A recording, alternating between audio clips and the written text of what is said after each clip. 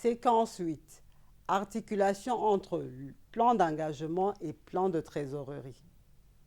Bonjour chères participantes, chers participants. Bienvenue à notre atelier de formation sur l'élaboration et l'actualisation des plans d'engagement. Après avoir appréhendé le concept de plan de trésorerie, dans la séquence précédente, dans celle-ci, nous allons scruter la corrélation qui existe entre le plan d'engagement et le plan de trésorerie. Le plan d'engagement est un document de planification, mois par mois, de la consommation des crédits budgétaires d'une année, c'est-à-dire des dépenses.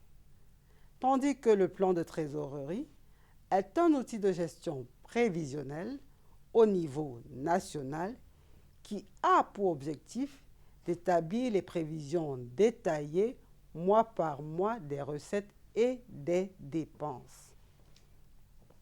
Étant donné que le plan de trésorerie PT présente les prévisions au niveau national, c'est le plan d'engagement consolidé PEC qui est le pendant du plan de trésorerie au niveau du budget de l'État. En effet, le plan d'engagement et précisément le PEC nourrit la composante dépenses du plan de trésorerie, en fournissant l'ensemble des dépenses devant être payées mensuellement par la trésorerie de l'État. Les deux instruments, en vue de garantir leur cohérence, s'élaborent dans le cadre d'un dialogue itératif entre les deux administrations chargées de produire, à savoir la DGTCFM et la DGB. L'instance chargée de s'assurer de cette corrélation entre le PE et le PT est le Comité de trésorerie et de régulation budgétaire, qui a été réorganisé par l'arrêté numéro 015/PM du 28 février 2024. En son article 2, cet arrêté dispose que le comité est chargé de mettre en œuvre la politique de la gestion et de la régulation budgétaire de l'État.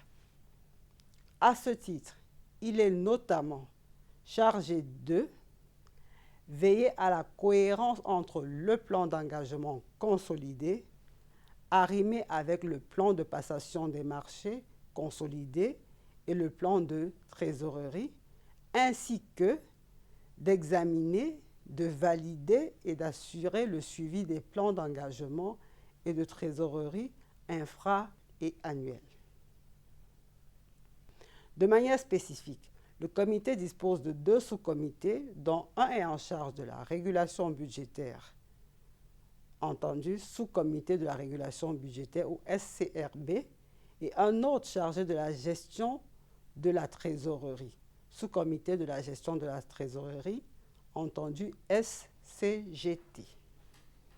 Le SCRB, présidé par le DGB, a entre autres missions de s'assurer de la cohérence entre le plan d'engagement consolidé et le plan de trésorerie lors de la session du comité de régulation budgétaire et de trésorerie.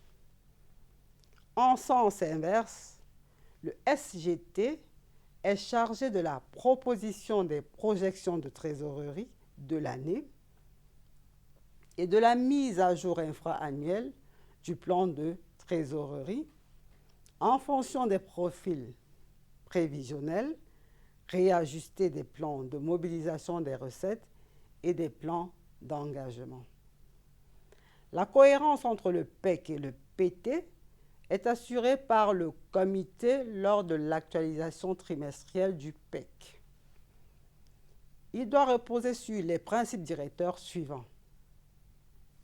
Tenir compte des plafonds de crédits budgétaires ouverts par la loi de finances ou des libérations trimestrielles pour les dépenses soumises à régulation budgétaire. Prendre en compte les restes à payer sur les engagements de l'année précédente et les éventuels plans d'appurement des arriérés sans oublier les charges de trésorerie issues des opérations avec les correspondants du Trésor.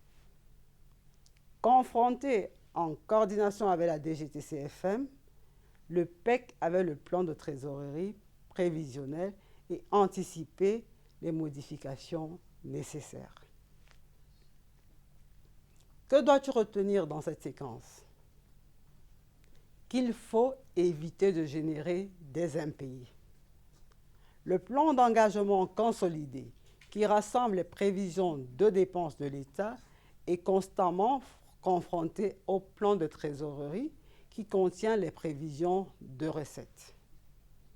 Ce suivi qui commence pendant la préparation de la loi des finances se poursuit tout au long de l'année dans le cadre de l'actualisation des plans d'engagement.